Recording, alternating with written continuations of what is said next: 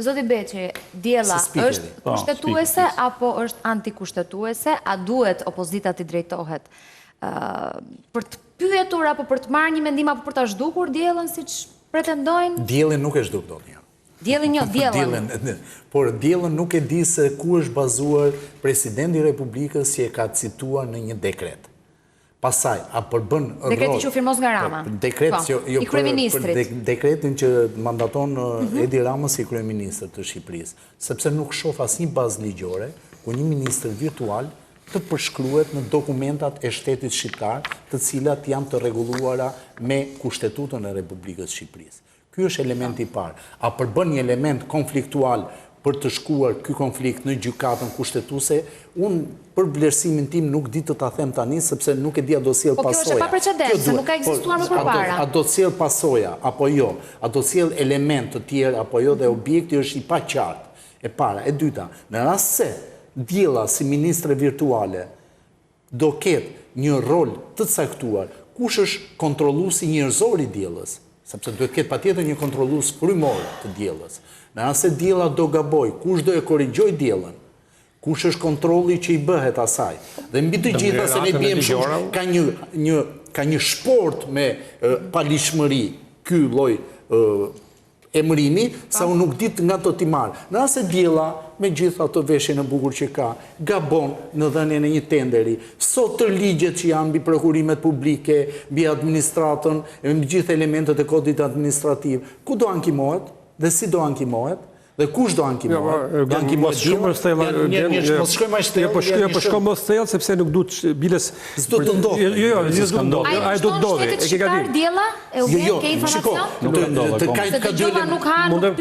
Ka dy elemente të rëndësishëm. Duhet kuptojmë se është ajo që thot Dashi duhet të ndodhte. Patjetër që duhet të ndodhte, patjetër që duhet të ndodhte dhe modernizimi edhe i legjislacionit dhe i gjithçkaje. Por mbi një parim të përgjithshëm, gjithmonë kontrollin e ka njeriu. Pastaj, njeriu se e ndihmon Diella, apo e ndihmon Pali, apo e ndihmon Froku, apo e ndihmon Thanasi, është tjetër gjë, se si emrat mund t'i vesh. Por e rëndësishme është të kuptojmë, me këtë status ligjor që kemi, me këtë kushtetutë që ne kemi, kjo është thjesht një lloj snobizmi. Unë jam pro teknologjisë totalisht, personalisht. Edhe pikërisht do të ndodhë një fenomen që shoqëria më janë të reagojë apo të kemi edhe zhvillime të tjera edhe në kuadrin ligjor. Të lutem, edhe në kuadrin ligjor, që të duhet patjetër që të kemi të përmirësimin. Tani po jetojmë në epokën digjitale, po jetojmë edhe në paranë virtuale, që themi edhe kriptomonedat, edhe provat elektronike i këta. Bitcoin edhe të filloj pastaj që kush nuk ka përgjegjësi, po përgjegjësia fillon nga kryeministri. Pastaj gjithçka, edhe ato frymorë, ato një personi fizik real, sigurisht do ketë përgjegjësi pastaj. Është kushtetuese apo jo? Tani, për mua ha shumë diskutim dhe me këtë kushtetutë nuk është kushtetuese. Okej. Por që të kishe kohë të bëjë ndryshimet kushtetuese nuk mund të bëshin dot. Më mirë që u hap ky debat. Sigurisht edhe që të përfshim dhe që të ketë. Pra ti je pro. Po jam pro, di pse jam pro. Jo, di pse jam pro. Edhe për një fakt shumë të thjeshtë. Sipas informacioneve të mia, kjo ka tërhequr vëmendjen mbar botërore. Realizoi qëllimin. Të lutem, e para, e dyta, mos e harroj që është gjë shumë e mirë që emri Shqipërisë në gjithë format, se sot në botë, për një relse, për një diçka tjetër merr pëlqimet llatarshme ose si njihesh në botë. Edhe po shikoj tash Shqipëria përpara pak vitesh, ti ishe në fund të Afrikës, nuk e njëjtë një Shqipëri, ku bi, ose çan në fund të Afrikës në Evropë, ku bi Shqipëria. Si e shpjegoj ti? Afrikës këto. Po, vetëm për shkak të turizmit, promovim që u bën. Por tani na njohin thua, e di. Okej, po si ka rëndësi. Por unë po them, po të gjesh ngurtësisht nuk është ligjore, sepse do të jetë shtetas shqiptar, si ka kushtetuta mbi 18 vjeç, heq politikën tash. Heq politikën, heq qëllimin e politikës. Ministri, heq qëllimin e politikës. Mos e kalo ashtu. Unë kë votoj. Dhe jo të them unë kë votoj unë si popull. Të lutem prapë, nuk ka lidhje me atë. Po kjo nuk ka lidhje. Ti voton para, ti njeriu po forca politike rreth parë. Ti do ta, po forca politike diellë. Forca politike, po qeverisë alla.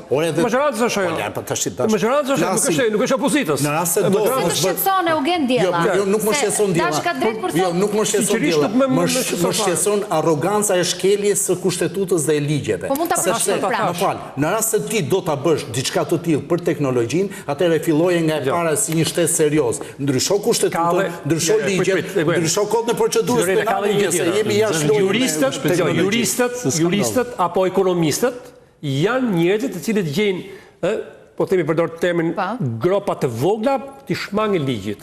Edhe në këtë rast është që mos kesh konfliktin me kushtetutën, e gjen një hapësirë, në ç'kuptim, se ka dekretuar me emra me gjëra, por e ka njohur si pjesë e qeverisë. Ka njohur si pjesë e qeverisë. Pra, ka njohur si pjesë e qeverisë, pra, diku, sepse në dekret nuk ekziston si dekret i dekretuar. Po në rast se diella bën një shkelje ligjore klarent. Mos vazhdoni më tepër. Kam frikë të spaku pastaj. Po mos e merrem me ta marr përgjegjësi spaku, ne jo. E shfrenuam fantazinë. Edhe Eugeni është nxefi çik më shpejt se duhet. Jo, nxefa për një gjë. Sepse diella nuk është presidenti i Republikës ja ka bërë me hile kryeministri. Në dekretin e vet, tani diellën e morën me fuqishë. Diella ishte Anila Bisha. Korrekt, më fal. E morën me fuqishë diella. Lan spak. Ç'mund ka Anila? Deri në dhjetor 2025 Anila ishte Presidenti i Republikës ja ka bërë me hile në dekret. Përgjegjësi njerëzore të diellës ja ka lënë kryeministrit. Qoftë po bëri gabime diella.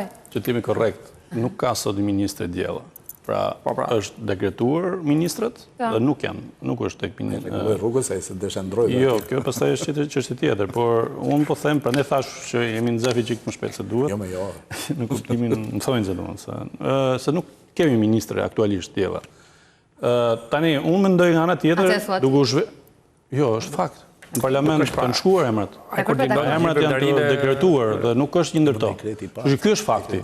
Kurse pjesa tjetër është pjesë që i përket debatit që unë dua ta filloj tani, që mu më duket më shumë si debat filozofik se sa juridik. Sepse nga pikpamja juridike kjo është e mbyllur sot që flasim. Që nga kodi civil, që të kesh zotësi juridike, du t'jesh njëri gjallë. Pra, nga kodi civil, e ka të përcaktuar, ti du t'kesh zotësi juridike për të vepruar edhe për të marrë përgjegjësi. Por, ama, në këtë botë teknologjike, sigurisht që është ngrit kjo pyetje në shumë vende. Është ngritur kjo debat filozofik, jo juridik. Pasi ta mbylli debatin filozofia, sigurisht që pastaj hyn pjesa juridike për ta formalizuar. Dhe unë mendoj që nga pikpamja filozofik, ose nga pikpamja Atëre, këtë do të çojë Berisha në kushtetuse për diellën? Në pikpamja nuk ka objekt për momentin. Për momentin është në tentativë. Është pa objekt kërkesa. Po sa pra në konferencë, unë s'po them Po mirë më dakord, konferenca për diellën do shkojnë tani Berisha shuhet se thot shumë gjëra në konferencë.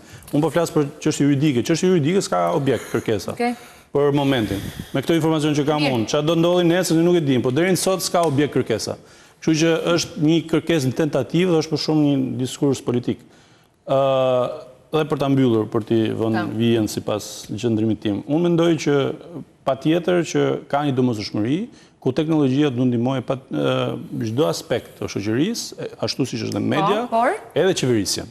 Por në fund, me këtë legjislacion që kemi aktual, është e pamundur që të vendosësh një figurë jo frymore, jo të gjallë, në drejtim të një institucioni kushtetues.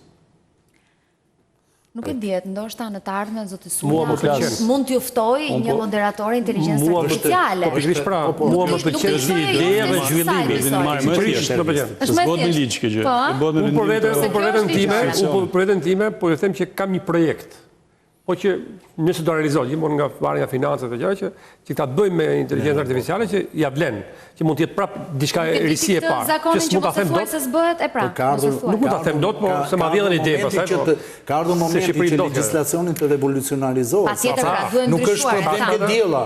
Problemi është kudo në çdo element. Faleminderit shumë, zoti Sula, ishte kënaqësi e gjithë biseda me të tre ju, sepse jeni dhe ekspert të fushës dhe sapo i thatë për të 100 herë të gjithë shqiptarëve që diella nuk ekziston. Ju lumt. Po të na sollo diellën për intervistë, do mund të debatojnë në ditë. Anila, bishën se s'kam të sjellë. Ekziston, po jo si ministër. Pra, faleminderit shumë të treve. Shumë shkurt publicitet, kthehemi përsëri bashkë.